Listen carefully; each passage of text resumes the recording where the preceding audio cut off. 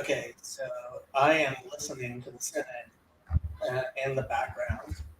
Uh, Anybody wants to actually talk about Synod? Things have been pretty. Um, I mean, so far they're trying to deal with everything that's not controversial first. Uh, So apparently they're going to get into the really controversial stuff uh, after dinner. Here, I'll show you the thing I clicked recently.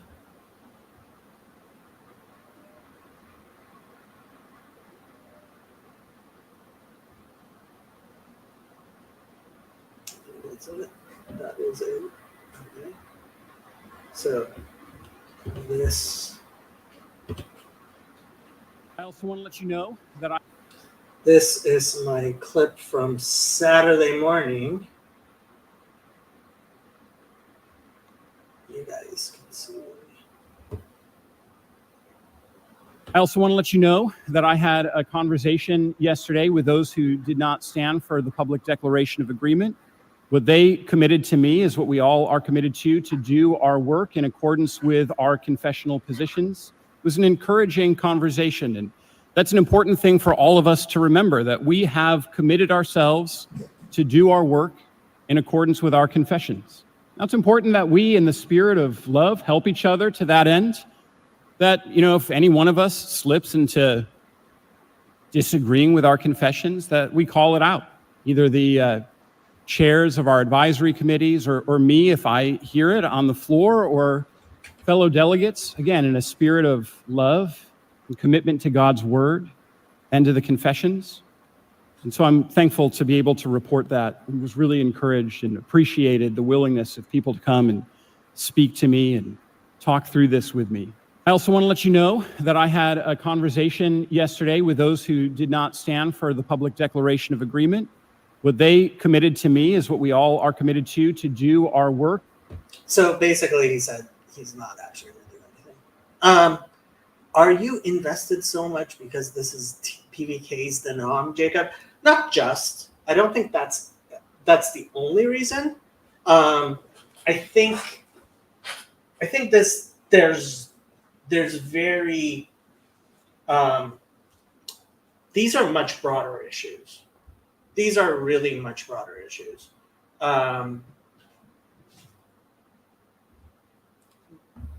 Yeah, there's definitely, like, these are issues that are playing out in a lot of places in our society. And if the CRC cannot deal with them, I'm not sure who can. If the CRC can deal with it, hopefully, my hope is that Paul Vanderklay and his denomination, and basically churches in general, have the capacity to actually deal with these problems well, and I don't see them doing that. So this morning I was in the live chat on the morning stream, and somebody asked me about my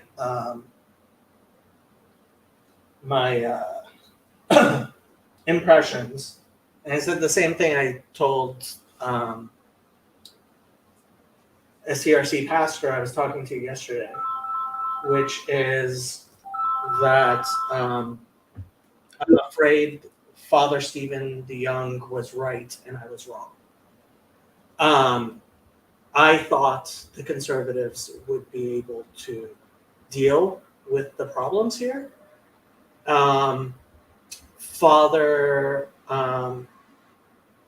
Father Stephen said they wouldn't be. Obviously, he knows the CRC a lot better than I do, and I think he was right. Oh, I forgot to put the thing in the chat. Somebody wants to join. Let me actually.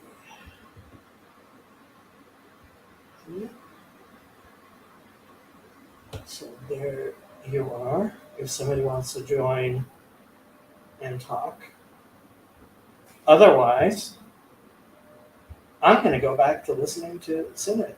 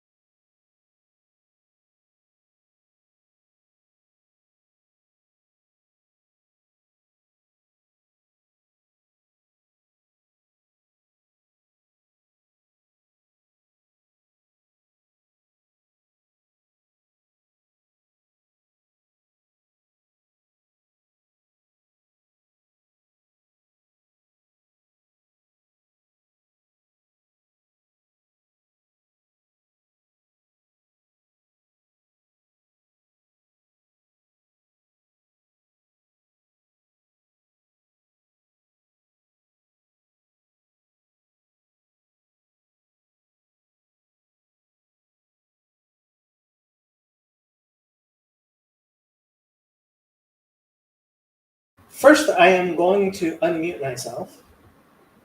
Second, I am going to start talking. Pick and choose. Pick and choose. I mean, you can always join the discussion. I'm not shy in kicking you off if you have no idea what you're talking about. Moises says, I can't join as I am at a home inspection, but I'm very curious for your thoughts. So far, my thoughts have been Synod doesn't have the stomach. The conservatives don't have the stomach to do what is necessary. And I may be proven wrong in the evening session after dinner. I was just reading the Senate reports for 9E, Committee 9E, which is apparently what's going to be discussed tonight. It sounds pretty strong. And so far, as I've read it, it seems pretty strong, but what can I say? We'll see what happens. Rod, yes, it was in my spam. I am so glad you mentioned it. I will respond to you soon. And Chezi says, Shalom, Yaakov. Shalom, Chezi.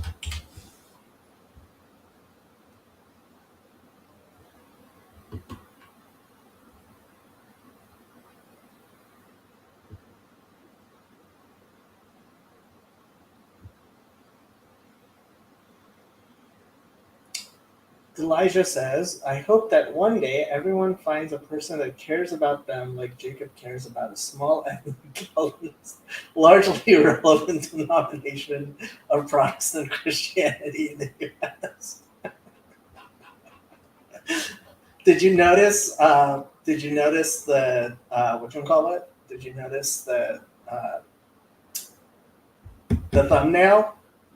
I thought the thumbnail was a masterpiece. I still think the thumbnail is a masterpiece. I hope people who recognize the thumbnail will appreciate it, but I doubt many people will.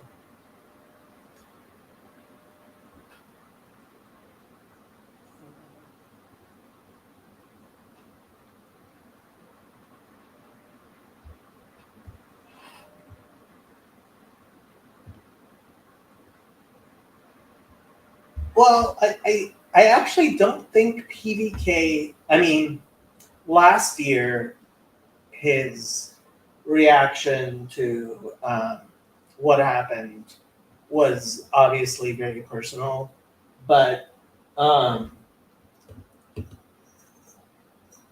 if there is a positive aspect to um, PVK's theological nihilism, it is that he feels no responsibility, um, which has some psychological benefits. I don't think it's good, but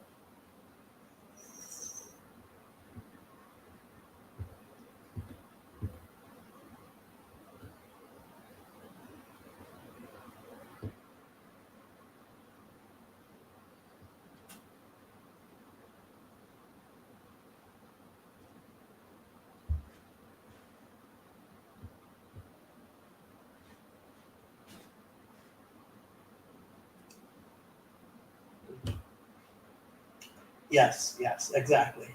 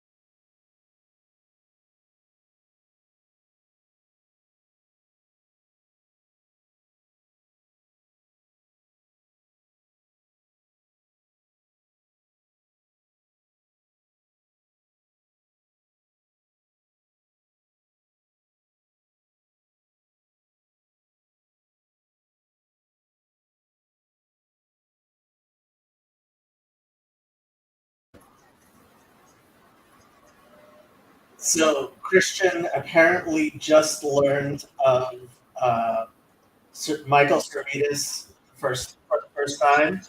My job here is done. I can go ahead and delete my channel now because um, so when I drove Paul Vanderklay to Synod 2 years ago now, I told him that that eventually Calvin University will be renamed Servetus University, and I am still on my mission to make sure that within our lifetimes we will see Calvin University renamed Servetus University. Also, how am I just noticing the MTG mosaic? It's not a mosaic. It is an uncut sheet of Zendikar Commons. I think it's Zendikar. Commons, which Wizards of the Coast sent me before I burned that bridge spectacularly, as I am wont to do. Yeah.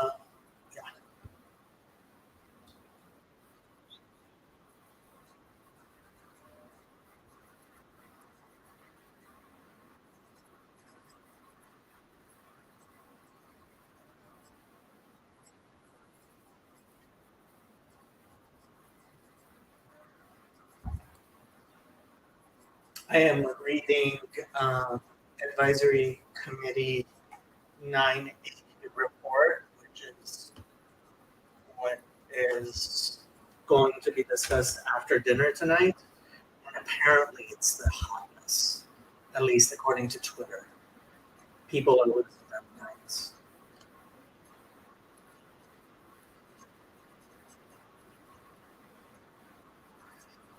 So Jonathan Asick wrote, Committee Report 9A is functionally the end of the CRCNA as it has existed.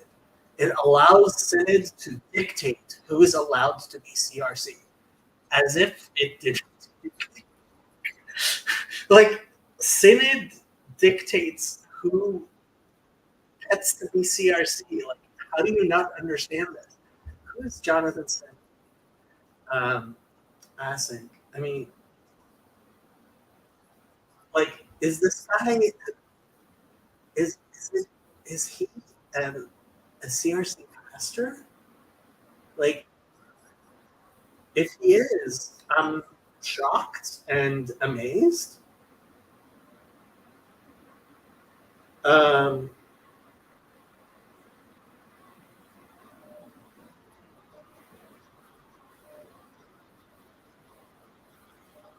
is this correct?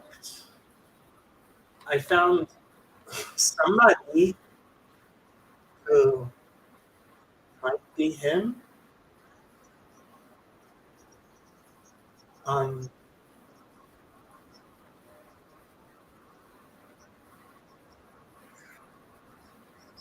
Yeah, apparently this is him. He's in 2015, 16, and 17. He wrote on the CRCNA network, which makes me think he's some sort of minister. Well, I mean, if this is actually him, he is Director of Digital Media and Engagement at Renewal Ministries Northwest, which is Renewal Ministries CRC.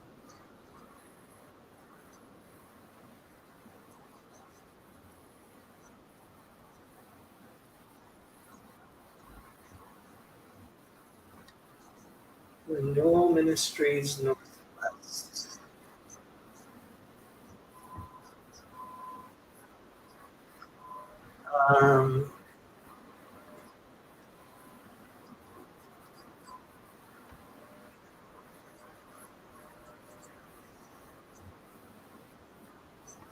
I have no idea what Renewal Ministries is, and I don't see any official CRC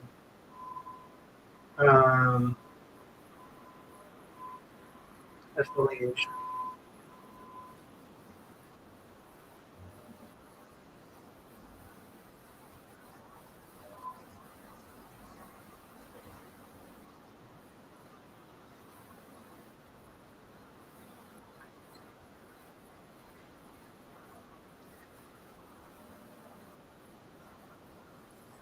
They're apparently Presbyterian, but they don't appear to be CRC, as I can tell.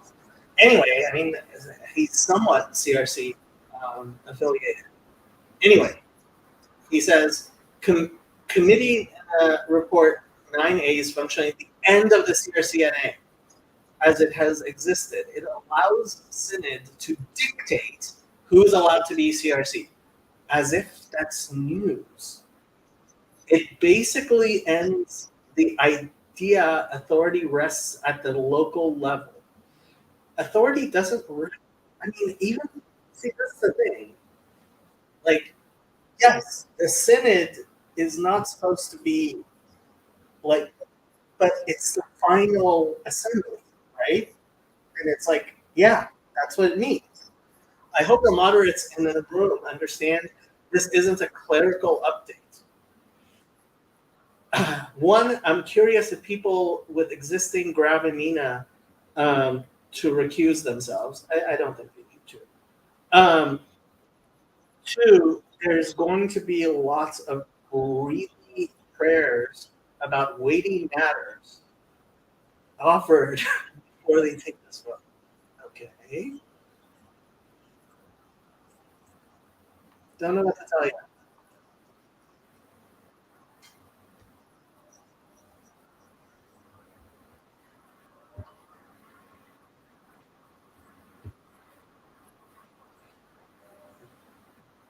Show it to the stream. Do I really? The Pope designates who's Catholic, kind of. Fountain of Comfort update. There isn't really an update other than I need to file paperwork. Our fiscal year ends in 2 weeks, and so I'm going to have to file our income taxes, our 990 for the first year. I think we got $3,000 in donations this year. It'll be a little less, over $2,000 in donations this year. And I mean, at $2,000, there isn't really much we can do, and I haven't spent any of it. I mean, all of the money so far, I've just spent straight out of my pocket, and we haven't even recouped our costs and stuff. Like just filing fees, websites, things like that. I've just been paying out of my pocket. And I mean, Colin is graduating this year, but he's working in private practice. Gage and I both have a year to go. I think Gage is going to graduate when I do, right when I do. I'm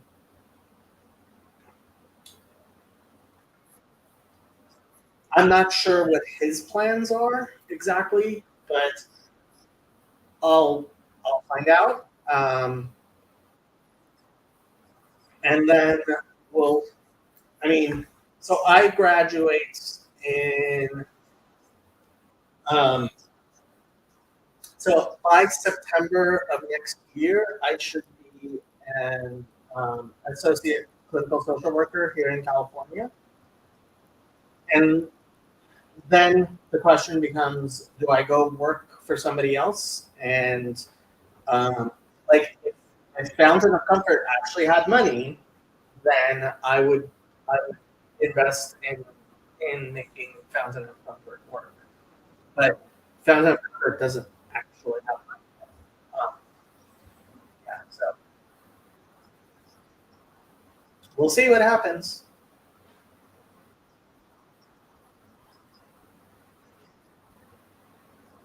Your tears mean nothing to me. Jacob, 2024.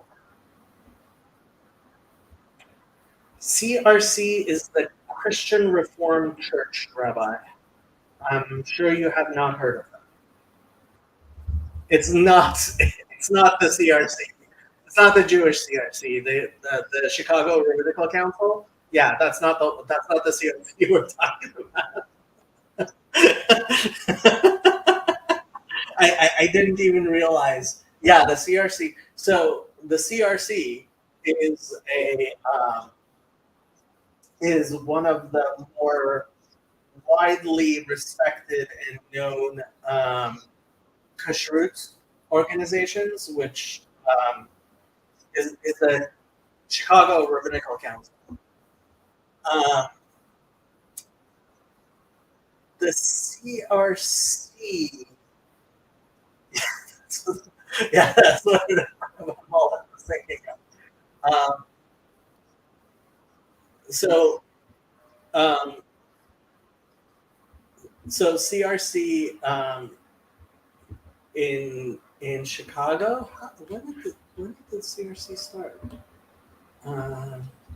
Chicago Council can't be that old.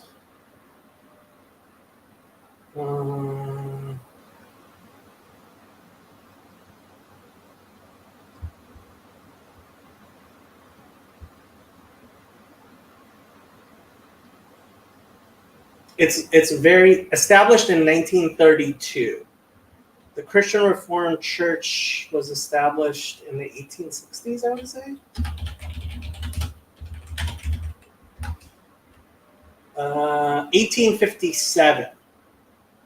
So, yeah, the Christian Reformed Church is much older than the Chicago Rabbinical Council, but I have to say the Chicago Rabbinical Council is probably far better known, and you've probably eaten more food certified by the CRC than had anything to do with the Christian Reformed Church, most likely. React to Orthodox synods next, Jacob. See, this is the thing, and so if you watched Paul Vanderklay's video on the CRC today, the CRC Synod today, my comment was, you are absolutely right, the CRC needs bishops. If the CRC had bishops, their synods would not be as silly as they are. And frankly, I think that's what's going on, is the CRC needs to appoint bishops, because you need bishops for Christian churches to function. You need bishops. You guys don't have the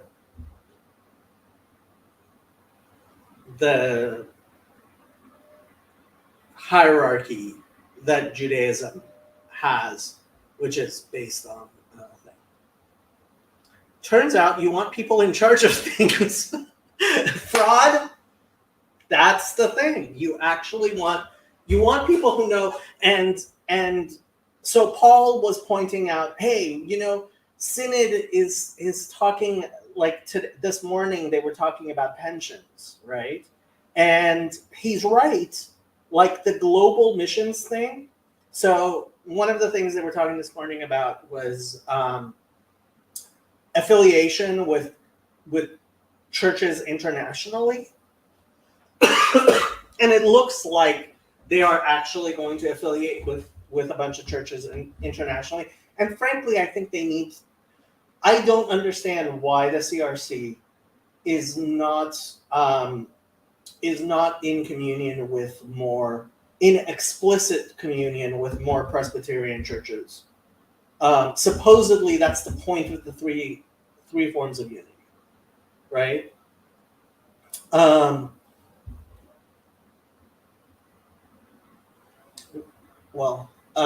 Protestantism is just capitalism. You want a planned economy. No, No, that's not what's going on at all. See, in capitalism, you accrue capital. And Dr. Marcus Shera, hopefully you're actually going to finish your dissertation, unlike some people I could name who haven't finished their dissertation. Dr. Marcus Shera, PhD, economics, George Mason University. Well, it's aspirationally calling you doctor, and you better graduate. If you do not graduate this summer, I am going to be very, very upset at you. Says that I'm working on a paper arguing the exact point you're making using organizational economics. Organizational behavior, I believe, is and that's what Paul's video today was. Like, organizational behavior is really important. It's really important. It's really, really important. And yeah, I mean, frankly, without paying serious attention to organizational behavior, I mean, let's face it. I'm going to go on my screen now. We have people who call themselves anarchists in our whatever this is, right? The Jordan Peterson sphere or this little corner. We have people who call themselves anarchists. We need to excommunicate anarchists. If you claim to be an anarchist, you are evil and dumb. And yes, I know I'm calling out certain people who I consider good friends, and who I love dearly, but there are people who are actively working against society and actively working against what we need to be reasonable human beings. So, sorry, but like, anarchy, bad. Anarchy, bad. Yes, I am very good friends with Tolkien. I had no idea Tolkien called himself an anarchist. If he did, then God have mercy on his soul, and I hope he repented before he died. They can say they are anarchists, but they don't live that way, act that way, or actually do anything like that. Of course, right? Yeah.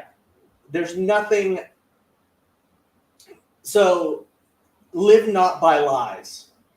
And people live by lies. Matthias says it would be interesting to see Jacob react to an Orthodox synod. Well, I did react to what happened with the OCA and their teaching document, and the fact they put out a revision within 1 month because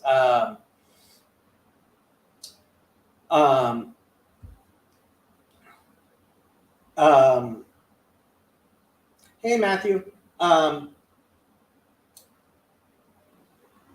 because there was a backlash from Ortho Bros online.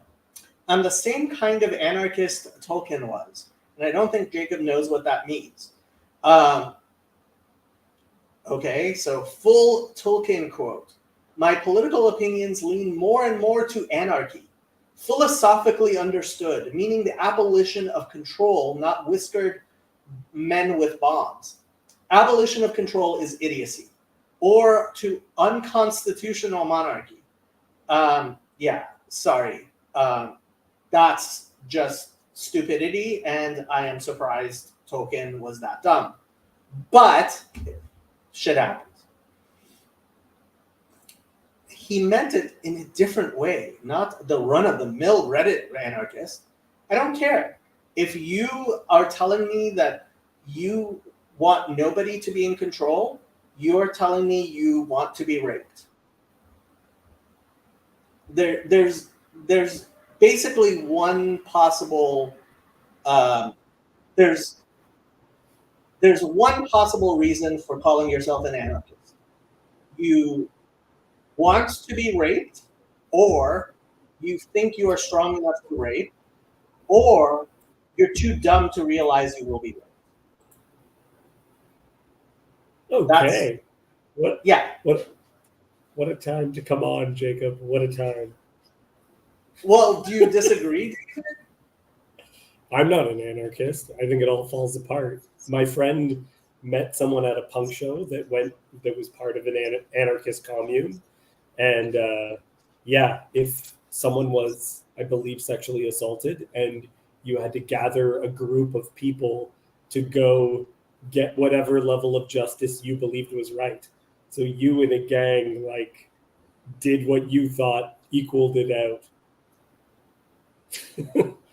Yeah. Look, Yeah. yeah, anarchist equals pro-rape.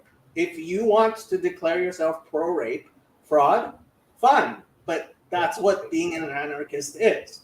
You're pro-rape.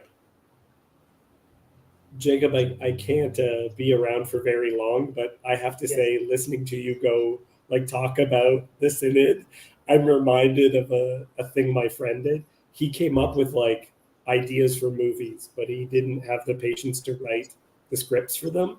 So he wrote this article that was fake movie reviews of the movies that he had ideas for, where he's like, this way I'm using it even though they're never fully realized. And that's what this is like for me, because I will never watch that synod, but I will watch you and Paul talk about this synod. It's like these delicious movie reviews for movies that I will not watch. Okay, but no, just because, I mean, this is what intellectuals used to be for, right? Because Right. I don't expect most people to care about insurance.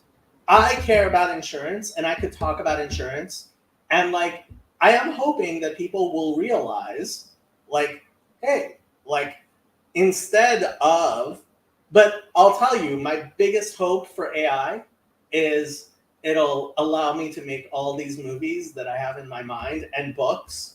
Like I want when AI can actually write the books that I want written, I will I will welcome our new overlords. I kind of understand what you mean.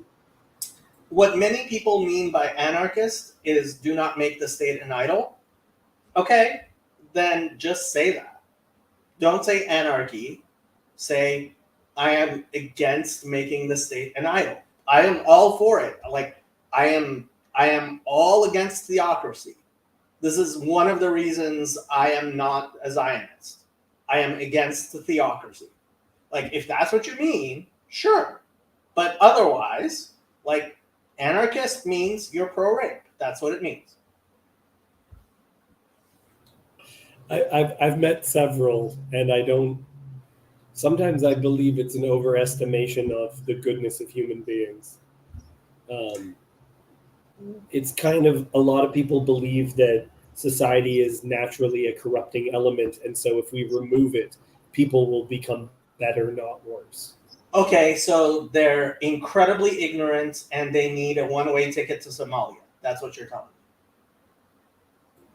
They would claim that Somalia is like that because of the overarching structure that we've placed them in. Yeah, I mean, you can say stupid things all you want, but like Rousseau was just plain wrong. I mean, there's at some point where you have to say, okay, what you are saying is stupid, and I refuse to give it any credence.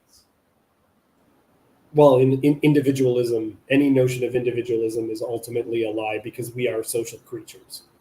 The state of nature required for these philosophies is something that would drive all human beings insane. It's not the ultimate, like this idea that we submitted to some larger structure and then so therefore we have to put up with whatever the state does to us. It's just not true. It's just I'll say one you more can't find thing. human beings ever that way. The only people who could ever say that it's civilization which makes us bad are people who have not had children. Right. Well, and these guys, it is particularly interesting because a lot of them had children that they gave up, that they didn't raise themselves. Like, okay, yeah. Here you go. Was it? So Christian says, I stopped idealizing anarchy once I had kids. However, I appreciate Thoreau's that government is best which governs not at all. And when men are ready for it, that's the government they'll have. The job of government is to be as little intrusive as it can be. That should be the goal of government, is to intrude on people's lives as little as possible. That's if by that you mean, so some people talk about minarchy, right? I want the smallest government possible. So minarchists, fine, call yourself a minarchist. Don't call yourself an anarchist. If you call yourself an anarchist, I am going to just say you are pro-rape. That's what you are. You are an evil person who wants people raped. No, Jacob, I think practically I understand what you're saying, but I think that the anarchist believes that people don't rape. I don't care what they say. Like, people can say stupid things. I don't have to give any credence to people saying stupid things. Right. No, it's true. There's become, actually, I wonder your opinion on this. There's become a thing within intellectual debates where insults have become popular again, where it's like, I don't have to pretend that all philosophical positions are actually, like, I have to politely, slowly break them down, that there is a place for just being like, this is dumb. This is very dumb, and I don't have to pretend. The answer to some things is ridicule. That is like the prophets of Baal. You don't have to be respectful to the prophets of Baal. You can make poop jokes about the prophets. Look, I know why your God hasn't answered yet. It's because he's in the shitter, right? That's what it says.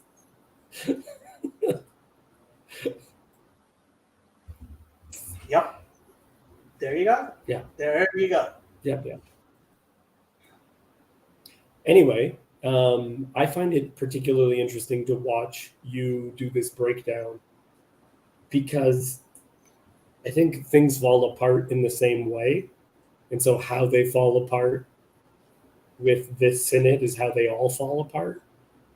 And so you could pick any synod. You could pick this issue related to Anglicans in Canada, which I witnessed myself.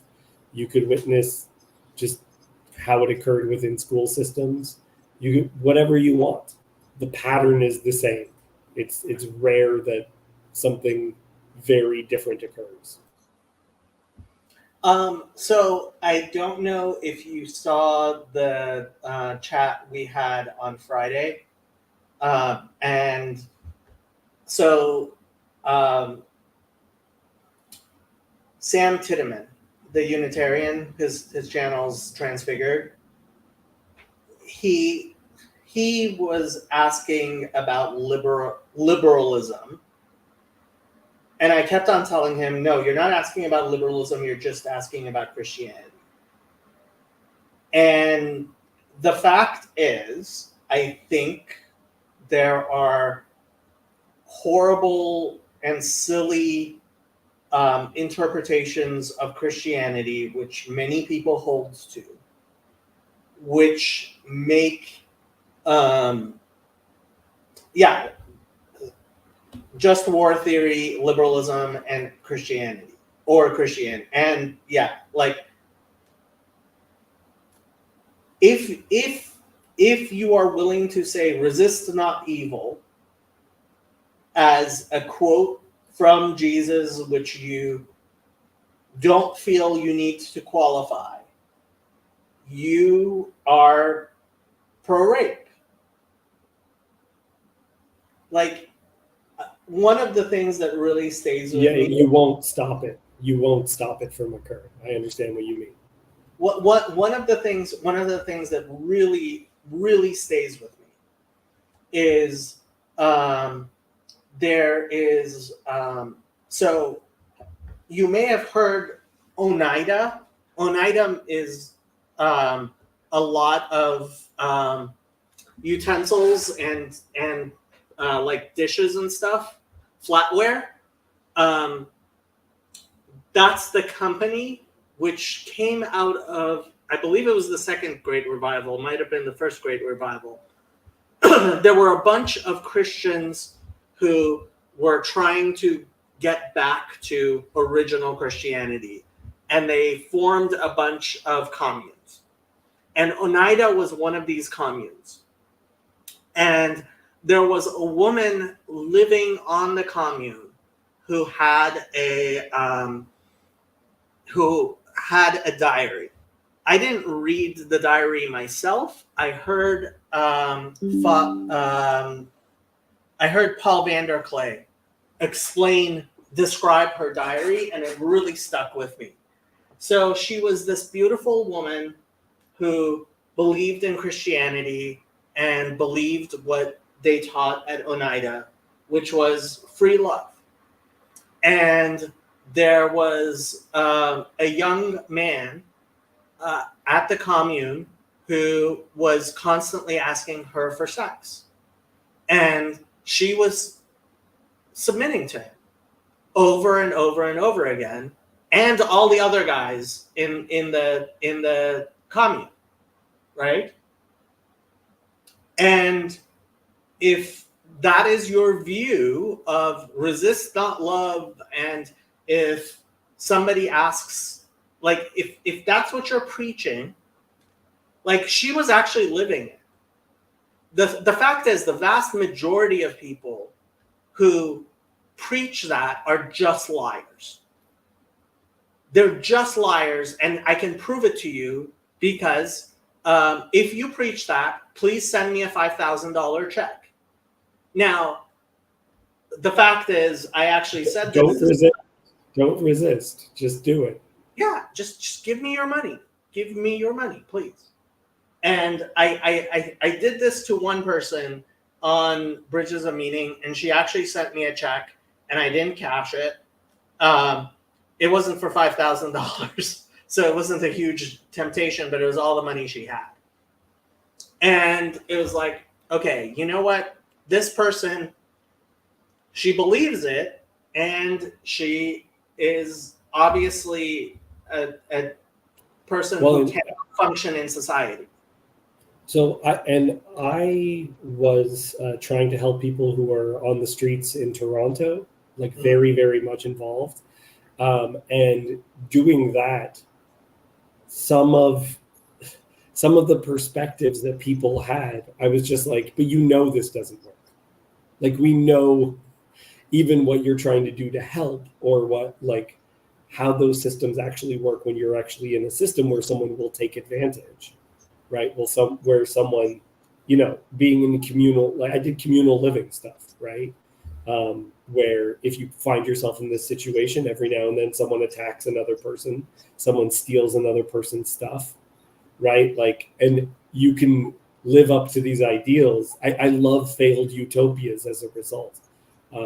Wild I Country. don't love them, but I love knowing about them. Oh, they're fascinating.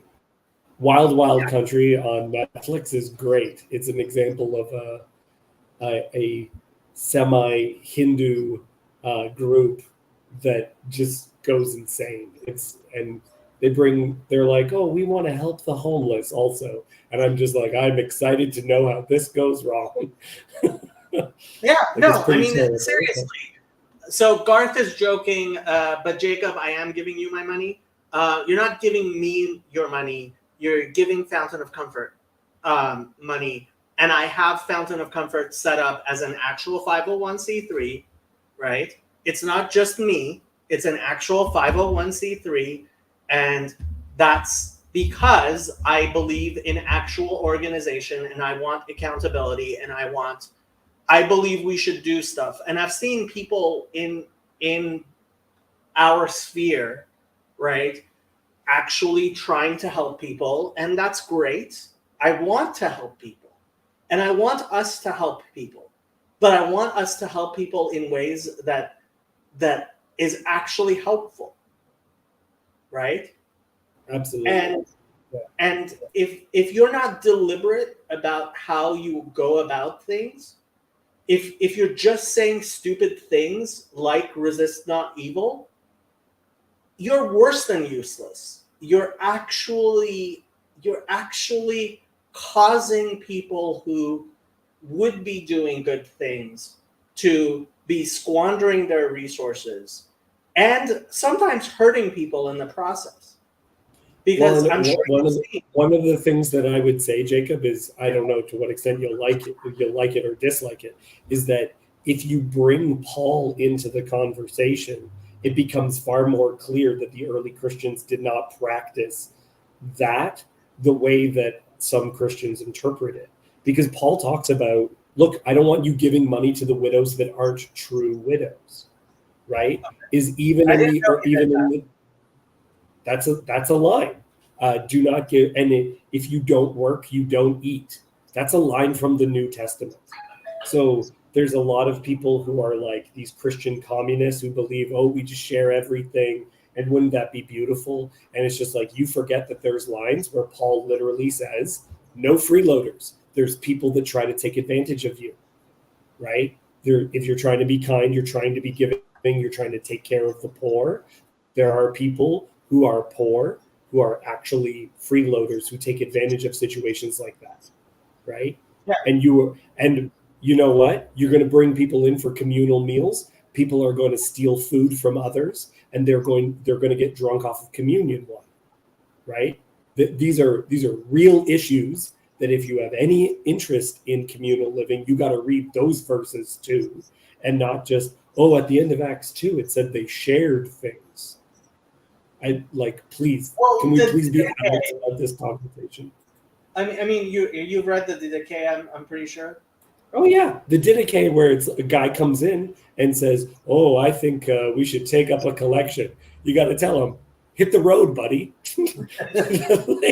Get out of here." Yeah, no.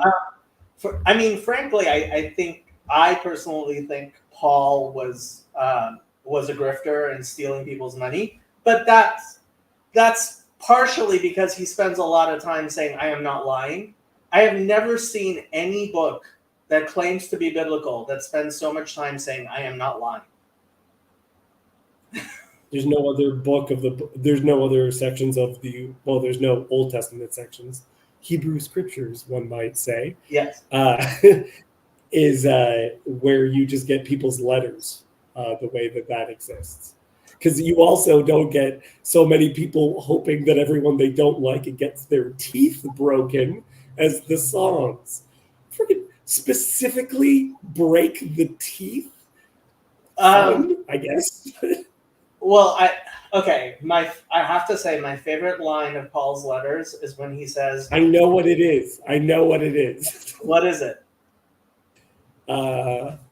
Is it specifically, does God not care? It's the section about muzzling the ox. And okay. So, am I not an apostle? 1 Corinthians 9 is, I have always said, if I were to write I know. Get to your point that I haven't heard before, and don't re-say the thing that I have, because I have to go soon. It's where he says, "Please bring my coat that I left at so and so's house." I love that. It's not quite as good as, look, while I was there, I baptized Noah. Okay, I baptized 2 people. Okay, it was 4 people.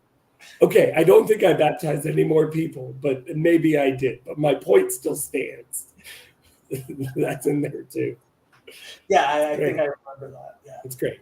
Also in a section within a letter that also is the earliest reference to some rabbinic material. So that's fun too. Did you? I think you're really gonna love Father Stephen's new book on Paul, because half of it is his new translations of Paul, and it's very.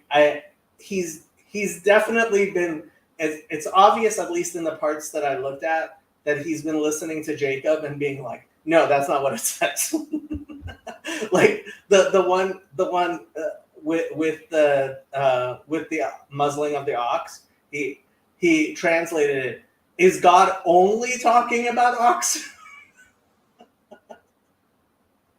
Yeah. What was I going to say to you?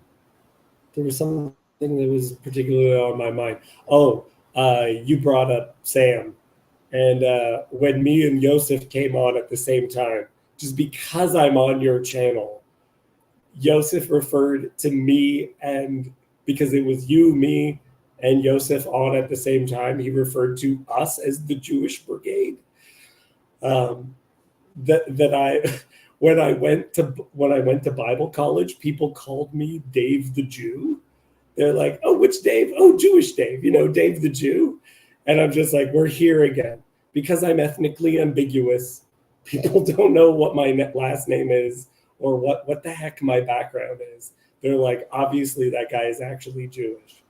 You know more. I mean, you know more about Judaism than the vast majority of people.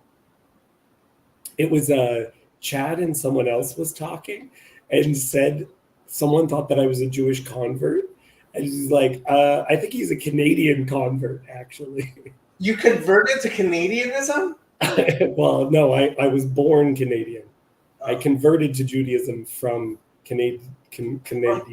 Canadianism? Yeah. Kanakistan? Yeah.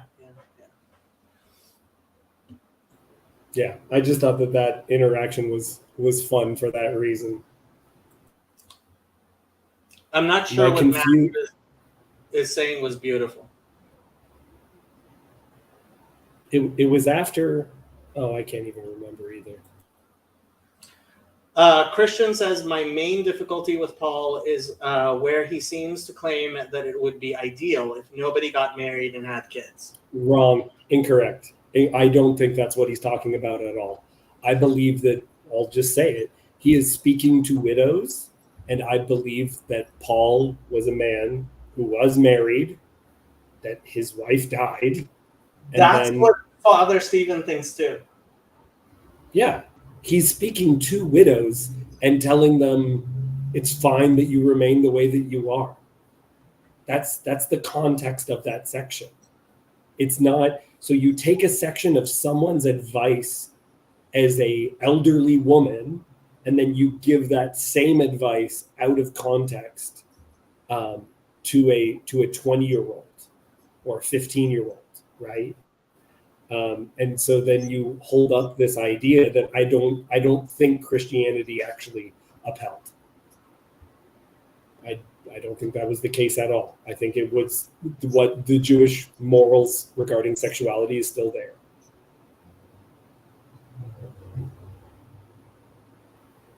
How do you feel about it?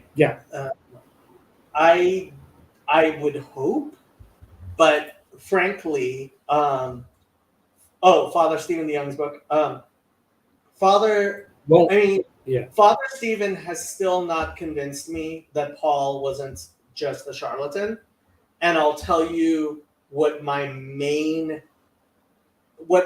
my main problem. I look at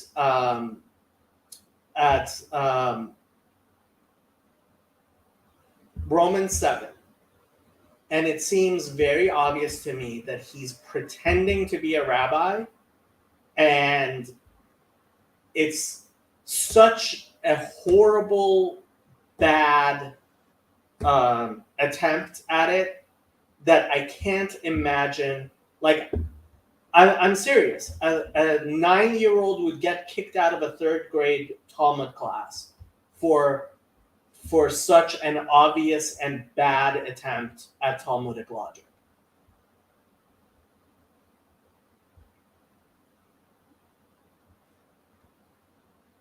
I mean, I disagree. That's fine. Father Stephen claims that he can walk us through the Greek, and I have Chezi and Yosef have agreed to sit there in judgment, but we'll see. Until you can explain to me how Romans 7 isn't okay, simple question. Romans 7, explain to me who's the wife, who's the first husband, who's the second husband. Like, if you can explain to me who's the wife, who's the first husband, and who's the second husband, and it actually goes along with what anything Paul is saying, and it's not completely idolatrous or blasphemous, then I'll be like, okay.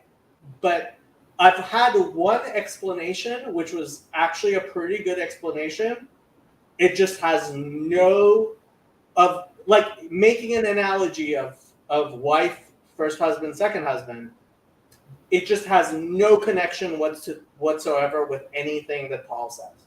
For 2,000 years, people have been trying to figure out, like, who's the wife, who's the first husband, who's the second husband. I don't understand what your issue is. What? I don't understand what your issue is. Just read Romans 7. Okay? Yeah. And who's the wife, who's the first husband, who's the second husband? It's speaking of a woman who's married. Right. Her husband dies. And so she's free to remarry. Okay. Right. So in that analogy, who's the wife, who's the first husband who died, and who's the second husband? Oh, I see what you're saying. I don't think that's where it's going at all. Yeah, obviously that's not where it's going at all, because any understanding you have of that analogy, like, it's not a Talmudic, it's not in any way Talmudic, except he says, I am speaking to those who know the law. He starts off, I am speaking to those who know the law, and then he makes a Talmudic analogy, which is blasphemous at best. I don't think that's the metaphor which is being used, because you're specifically using the metaphor of God marrying Israel. Is that what you're saying? And No. You can give me any metaphor you like. I'm just asking, what is Paul saying? I don't know what the problem is right now. Okay, let's pull up Romans 7. I honestly can't talk for that much longer, Jacob. I would love to have a conversation with you specifically about this. Okay, I mean, it's up to you. But because the direction that Paul is going to go, where as you continue on, you know that he is not saying that the law itself is bad, has to be destroyed. You do? Yeah, of course. What shall I say then? Is the law sinful? Certainly not. Okay, so just explain to me what Paul's saying. So one of the images that I know is part of this is the idea of Christians as having to die. Like that's one of the images of becoming part of the movement. Okay. So what does that have to do with the analogy of a wife whose husband dies, and, like, who's the wife who's remarried? Okay, let me bring it up. I mean, it's pretty clear. Paul starts off, he says, I am speaking to those who know the law. And he says, when a husband dies, the wife is free to remarry. Yeah. And then he starts saying a bunch of stuff that actually is pretty beautiful, right? But I never got to that part because I started trying to understand his supposed Talmudic logic, and the blasphemy therein was so offensive, I could not continue to read. So first off, you have to have better patience. If you're listening to the entire synod, but you can't get through Romans, I'm sorry. You need to swallow that. That's because blasphemy bothers me. Yeah, it bothers me too. Apparently not. I still got through the Quran, man. I still did. I hated it, It was painful, but I got through it. So you're making claims about a chapter that you admittedly couldn't get through? No. I have eventually actually finished the entirety of Romans 7. Okay, you didn't say that before. You said No. I did actually get through Romans 7. It took me a while because, like, it's very difficult to like see something so disgustingly bad. Like, take something that I actually very much respect, which is Talmudic, a Talmudic understanding of the Bible, and then make an obvious forgery that is so bad it can only be described in blasphemous terms that Christians for 2,000 years have been trying to figure out. And in 2,000 years, billions of Christians have yet been able to explain Romans 7 in a way that does two things. It goes along with anything Paul actually said, and is not black. Yeah, I mean, I've written down for myself to look a little bit closer into it, because I really can't get into it right now. But it's interesting that if he's making some of the claims that it seems like you're saying he's making at the beginning, he wouldn't make the statements that he makes at the end of that same chapter. Hold on, I didn't say anything about what his statements are. All I asked, and Upcycle, if you want to come on, I invited. I told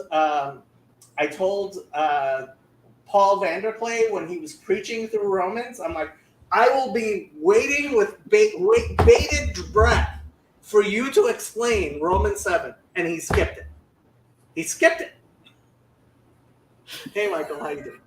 Hi. I've got time to do I'm stepping away. So, Michael, I'm passing the baton. All right, baton, got it.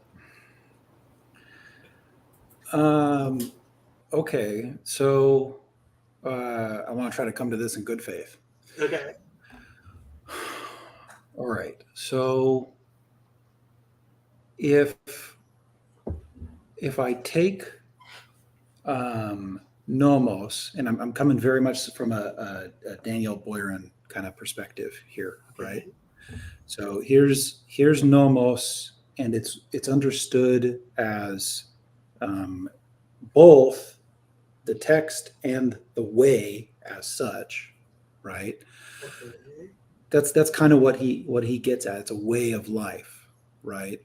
And that's not exclusive of the text; it's inclusive of it. Now,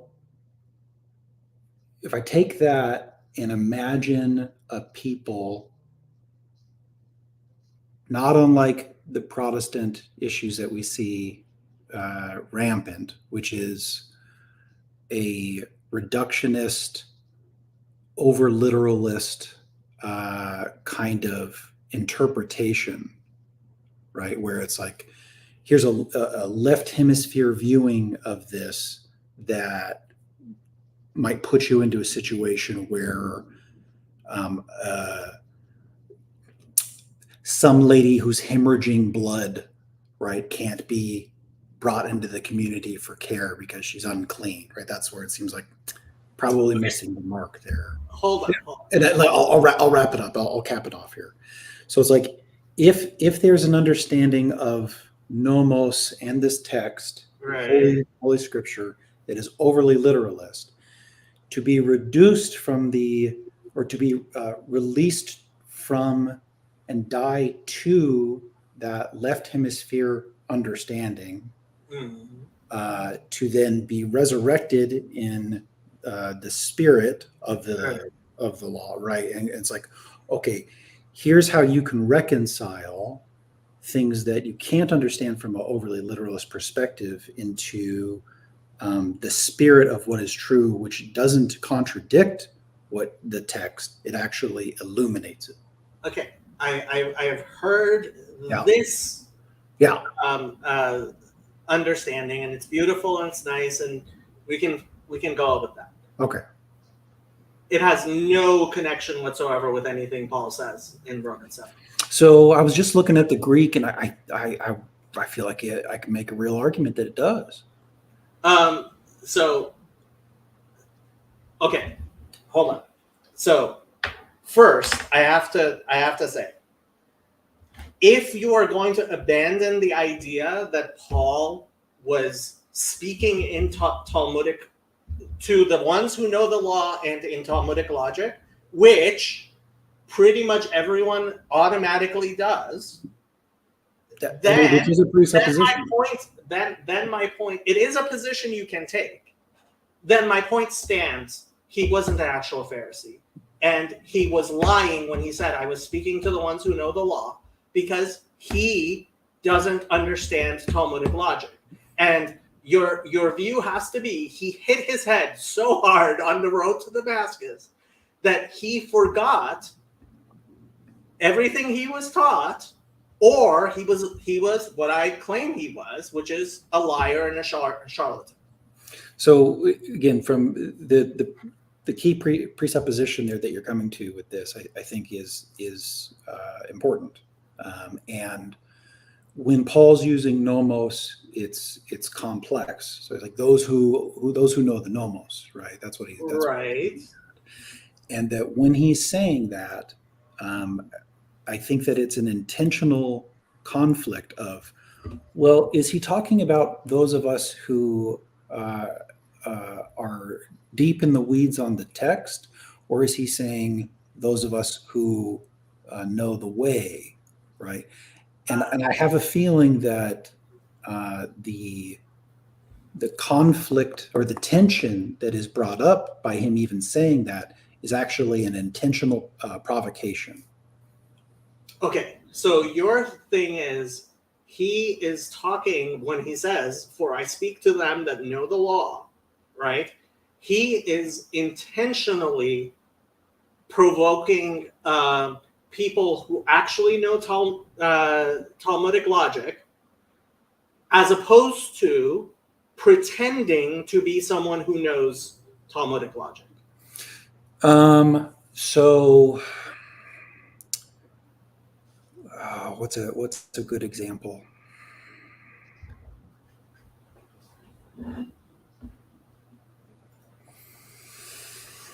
I'm trying to think of an example where maybe like a parent sets a rule, right?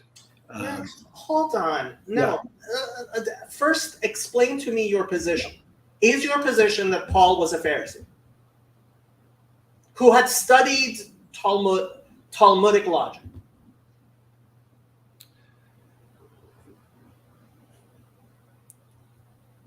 I'm game to answer these questions as long as you allow me to have extra context.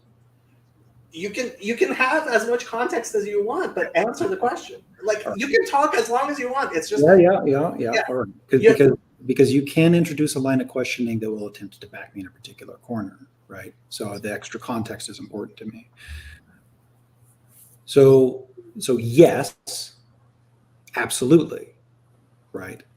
And part of Paul's entire work is like the understanding, the logic that's being applied here is effectively an over-rational left hemispheric view where we've lost the spirit of it. I understand that point of view. Yeah. Father Stephen, as I understand him, disagrees with that view. So, what I can say for sure is that it's like, to really understand the text, right? It's a weird both and. To really understand the text and to be deeply immersed in it truly would also illuminate that, right? So that's the thing. Okay, so that's the question about Paul within Judaism, right? Yeah. The question is, are you going to say, like the Lutherans did, right, that before Jesus and then Paul, Judaism had strayed from its correct path, right?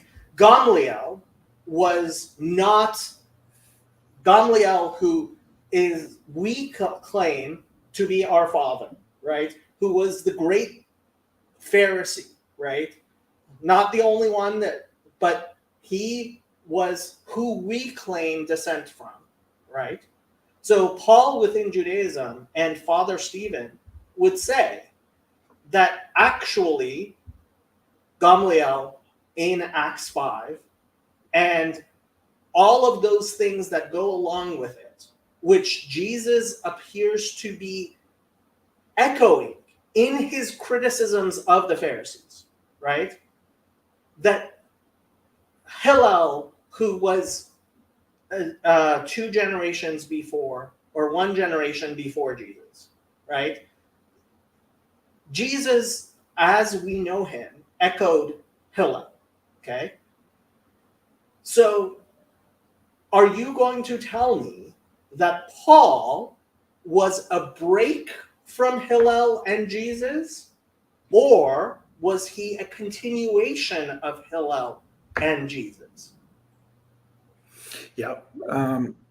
So our hardline position here, right, as Christians, is that what Paul is communicating is a continuation, right, of the fulfillment of Christ, of the anointed one to illuminate, right?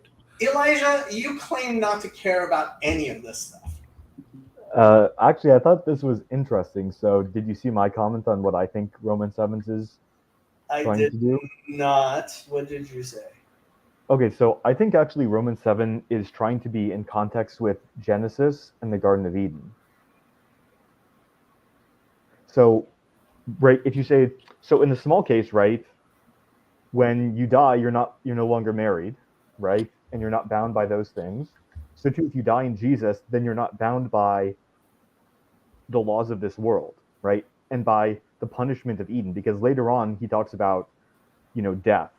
And so I think that's maybe what he's trying to play at. So that because you die through Jesus, you are no longer bound by the law. Okay, so that is actually what a lot of people would understand it, which is we die to the law and can marry a different, and you could even say that that's a resurrected Jesus, right? So the second husband is a resurrected Jesus.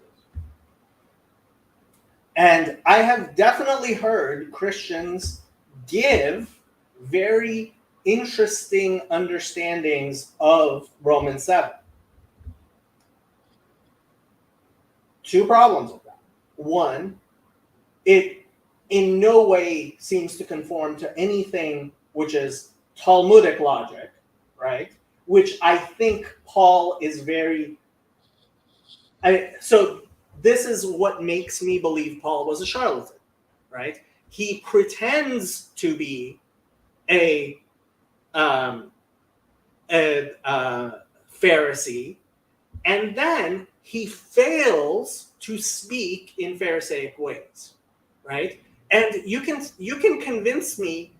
I'm already convinced. Paul was a great orator, and he's convinced a lot of people, and they love what he wrote, right? That's fine. That just tells me that he was a good con man. It doesn't convince me that he actually knew what he was talking about. And that's the crux here, right? When and I've asked many other people, Yosef says the same thing, Chaim Maccabee wrote the same thing, and this is the real question. You look in the Gospels, you listen to Jesus. Jesus speaks the language of the rabbis, and he does it well. And I would say what Jesus appears to be teaching through the crayon, and the crayon is those things which the writers of the Gospels, probably from Paul, have added on to, and you have to scrape those away because, yeah, there are parts of the Gospels which don't even claim to be speaking for Jesus, or are interpretations of Jesus which definitely don't work with this. Is it fair to say that what we see in those accountings of Jesus's life, that he is regularly coming into conflict with the Pharisees, where they come at him with a hard, rational logic question, and he will counter with things that come from their own tradition, right? That speak in parable, right, to reveal the higher truth at play rather than the reductionist question. I don't want to misrepresent Father Stephen. Yeah. As I understand Father Stephen and Paul within Judaism, Mhm. and part of what I like about Father Stephen and Paul within Judaism is that's not how they understand Jesus, and that's not how they understand Paul.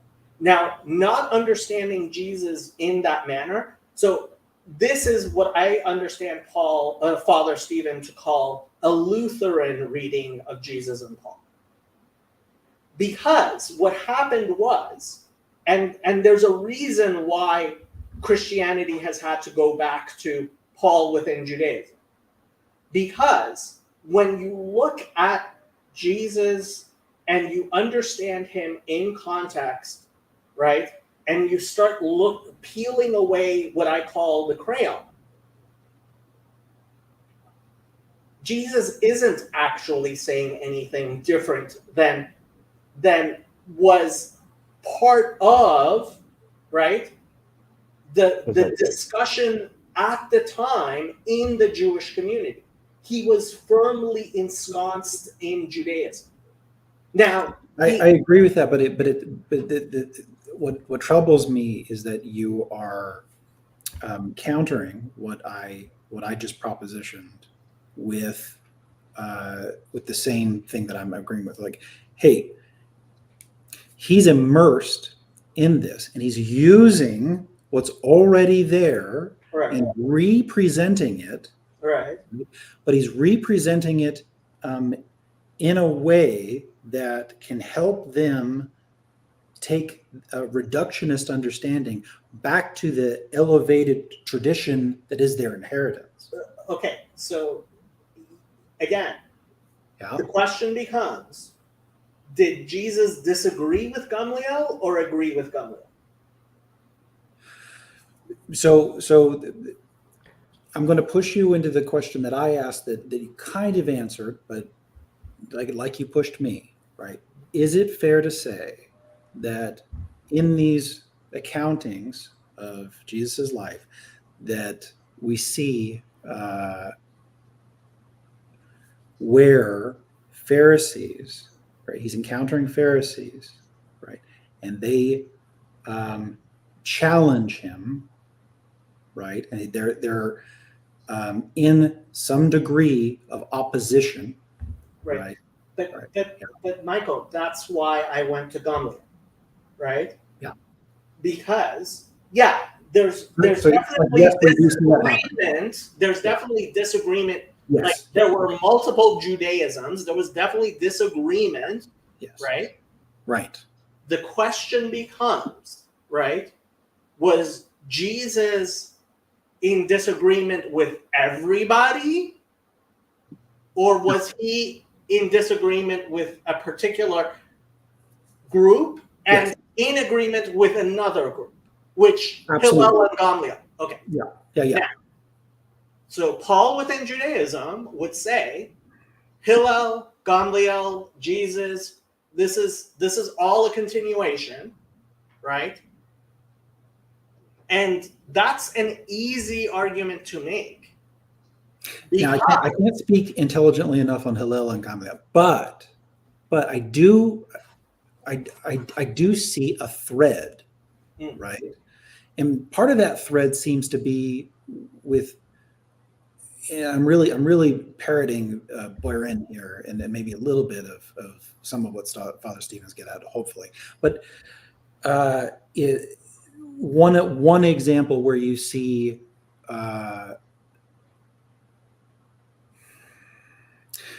the Enochian tradition and those paying particular attention to Daniel, right, in the Son of Man figure, right, whatever that is, okay, whatever circles that is, because I don't have that quite pinned down, but that seems to have a continuation, certainly with what would be presented as the later as the Christian position, right? Okay, so this is actually what I thought was the most interesting part of Father Stevens'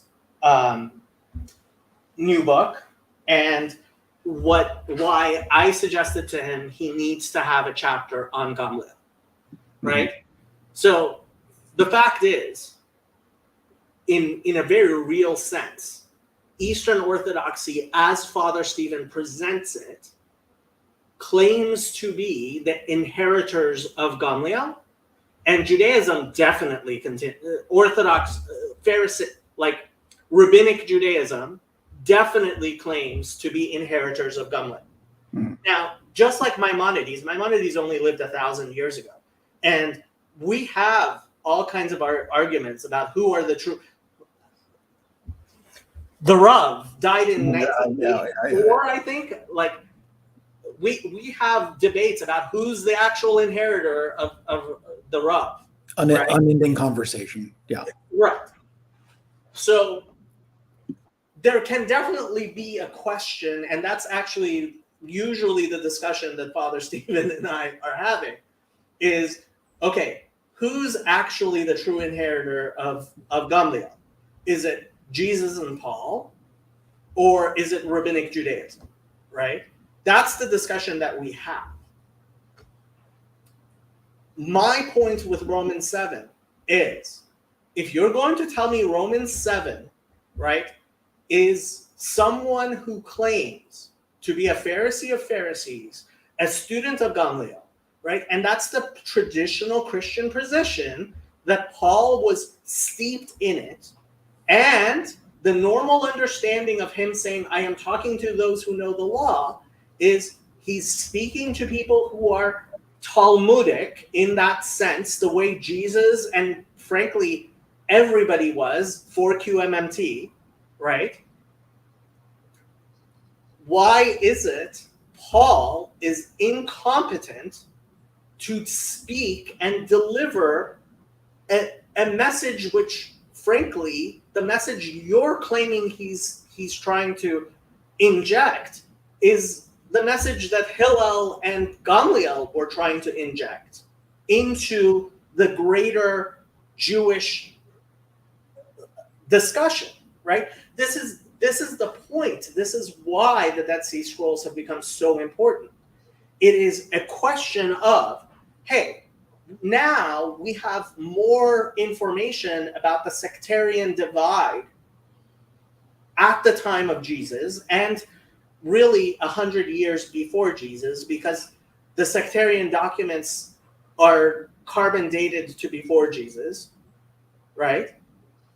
And we see Jesus seems to fall into the discussions that were being had, and the gospel stories do that as well.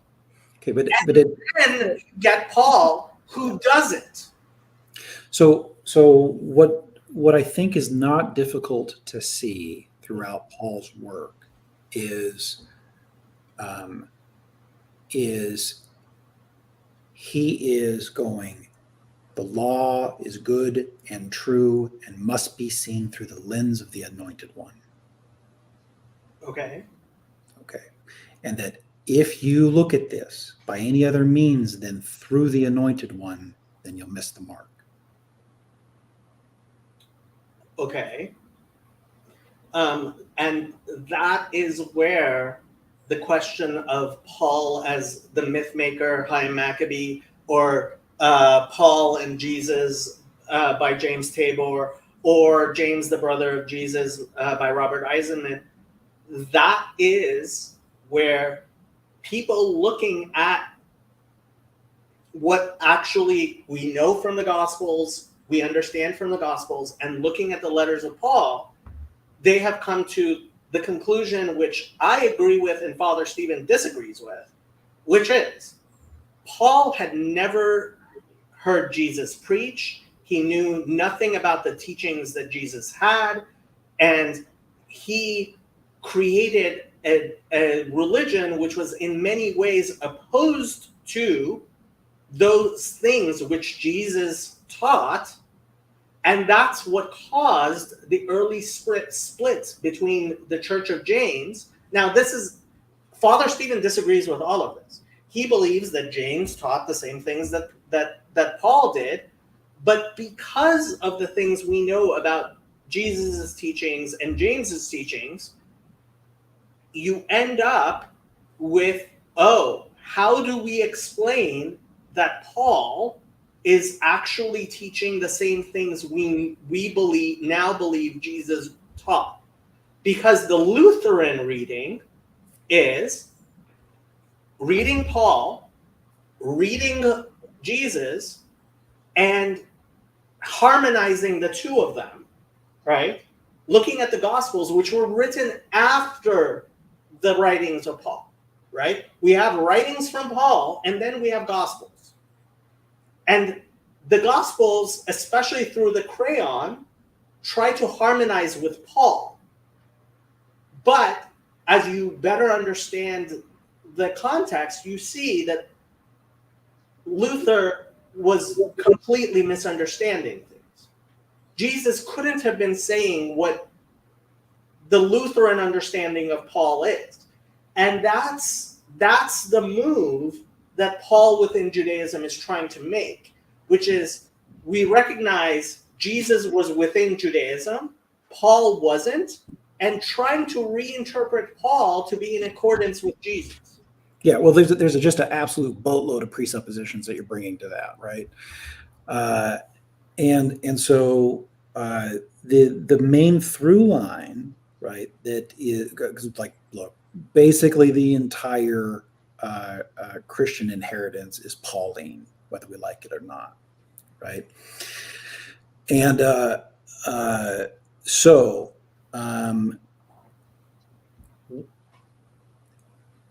Jesus was Christ incarnate. He was the anointed one incarnate. That is our position, right? Okay. And so then Paul is a participant to experience metanoia through the anointed one, right? Okay. The way that he participated in nomos beforehand, right, led him to, in a grammar sense and through a very literalist fashion, participate with whatever, however big of a section of Judaism that was missing the mark through over literalist means. And then, go ahead. So Father Stephen says this explicitly in his book, and he said it on my channel, which is he actually believes that Paul had left the teachings of Gamliel, and his criticisms are him in the road to Damascus. His experience with Jesus, what brought him back to Gamliel. So this is the story arc that Father Stephen would tell. Paul studied Gamliel. He left that teaching and became a persecutor of the church, because we see in Acts 5 that Gamliel was against that, right? And that in his road to Damascus moment was him moving back to Gamliel. Yeah, look, anything that's written in full truth through the anointed one is truth, wherever it is. Okay, so as to take this all the way back to the question of Romans 7, right? This idea that Paul was antinomian, right, is right, and that's what Paul within Judaism is trying to assert. Yeah, he's not only is he not, he's actually going, this is beautiful and true and real, but it must be seen through the eyes of the anointed one, not Okay, your eyes. which brings us back to the question of, you're reading Romans 7. He says, I am speaking to those who know the law, right? Which supposedly would be Gamliel, right? And what appears to be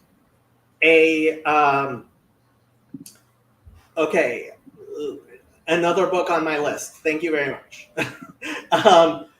And yes, Father Stephen has definitely mentioned this book before.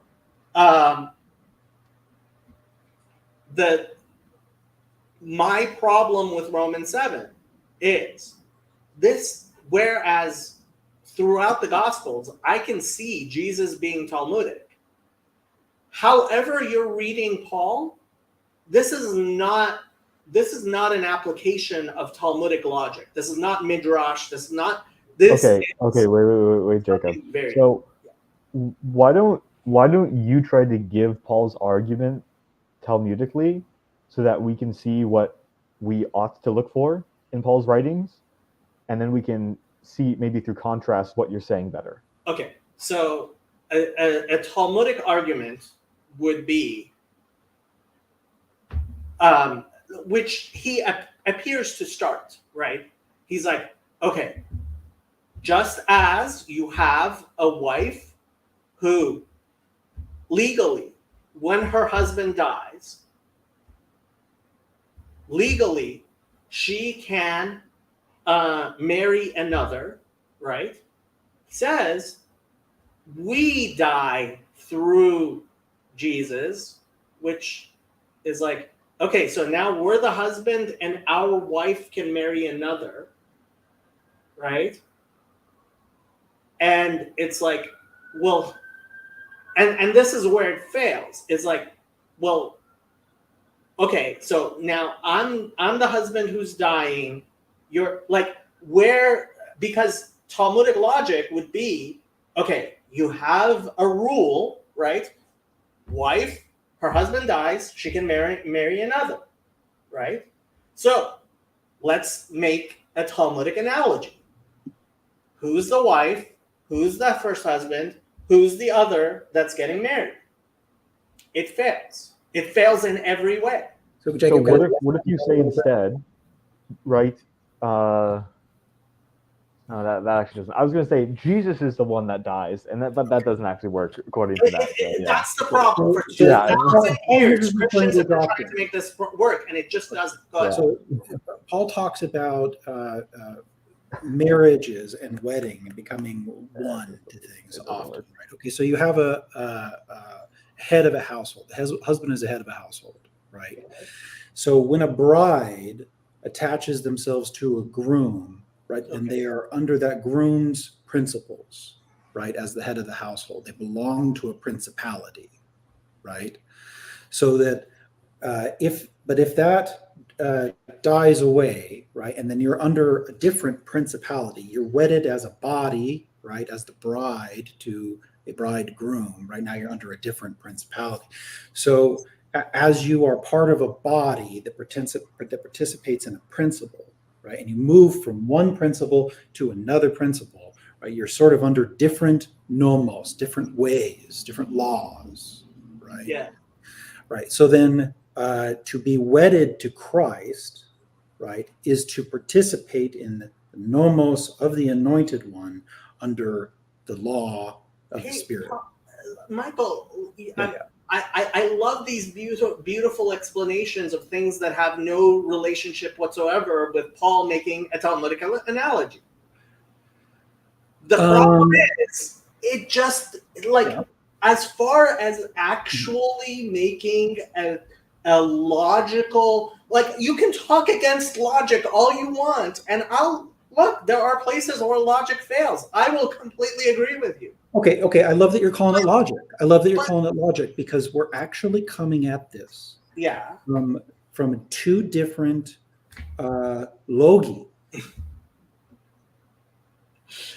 Yes, and that's the point. Okay. Paul, whatever point he's making, like the first excuse you could make, if it wasn't for the fact that he starts off, for I speak to them that know the law. Know ye not, brethren, for I speak to them that know the law. How that the law hath dominion over a man as long as he liveth. Yeah, like being a body under a principle. Yeah, he is making a foray into Talmudic logic, and it just fails because he doesn't know Talmudic logic. Okay, so Jacob, so I outlined you might say it's an analogy. Yeah. So it's he's talking at this level in order to communicate truths at a larger level, right? Okay. So here's a lower level truth about marriage and husbands and head of households and principles, right? And that small, it's a fractal reality, right? So he's using that small example to communicate the larger pattern, right, which participates in the fractalness. Okay. Right? Okay, so he goes, here's the small example, and this applies to bodily participation underneath a principle. Michael, do you agree with me that that's not an example of Talmudic logic? So I don't know enough to talk about Talmudic logic, but what I hope to convey is a logical pattern, right? And fractal logical patterns that are seen within powers and principalities at play. Okay. Right, is something that I think is extremely Talmudic. No, Michael, I have 100% agreed that it is possible to take Paul as an example of Greek rhetoric and interpret him to be saying beautiful and nice things. My whole point with Romans 7 is this is where he appears to be attempting something which is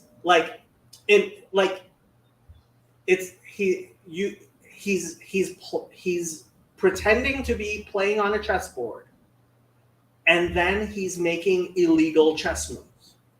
Mm-hmm.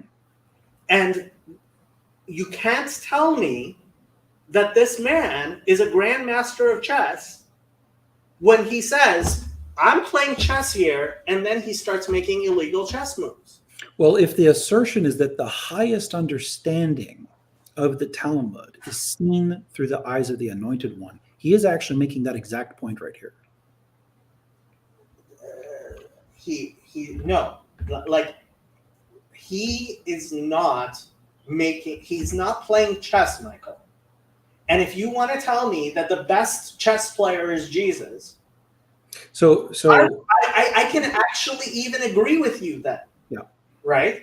Because there are places when I started reading the Gospels, like I've explained this many times, like when Jesus says Anshe Melumada, the traditions of learned men, right? I was trying to understand it. I went and I looked at the verse in Isaiah in Hebrew, and I was like, oh my God, like, dude, this guy knows, like, bam, like it was a slam dunk. You watch Michael Jordan with one of his, like, he's flying through the air, and you're like, beautiful, yeah. Right? Why is it that Paul, when he says that's what he's doing, and it appears to be he's playing basketball, right? He takes the ball and he kicks it right through the hoop. Yeah. And it's like, this ain't basketball. You can tell me how great it is to kick the ball and get it in the hoop, if frankly, I think Christians move the hoop so that the ball goes where he kicked it, but that's beside the point, right? Like that's another thing I have, which is all of these beautiful explanations that Christians will give me. When I look in the text, I haven't been able to see, right? So that's, he kicked it, went into the hoop.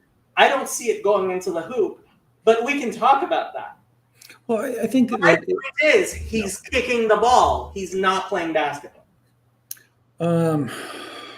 So at the very least, he's still playing sports in this analogy, right? Okay. And that's different than him going to the bathroom. Um, That's a different thing, right? So, that's why it matters to me that he starts off saying, I'm playing basketball. Now, if you're telling me, like when he says, I am speaking to those who know the law, he's actually saying, I'm playing football. So there's a lot of, I mean, again, just to parrot Daniel Boyer in here, Paul's use of nomos is deep and complex and intentional, right? So that's part of it. That's definitely part of it, especially considering the context of what's being talked about here, which is the body that he's participating in. It's like he's dead to this husband and now part of a bride under the bridegroom of Christ, right? I have heard, you're not the first Christian who gave me a beautiful rendition of what Paul may be saying.